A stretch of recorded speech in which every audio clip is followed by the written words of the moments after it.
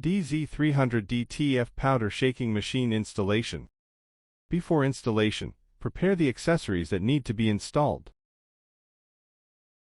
First, we install the take-up brackets on both sides. You can unfasten that cross for fixing screws in advance to facilitate our next installation. Pass the inner crossbar through the tripod and secure it. Install the take-up motor. Fix the screws on both sides.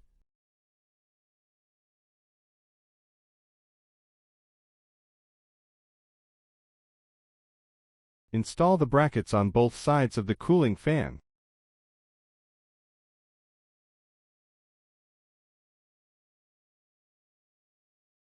Unscrew the screws and install the cooling fan to the bracket. Tighten the screws and finally connect the wires.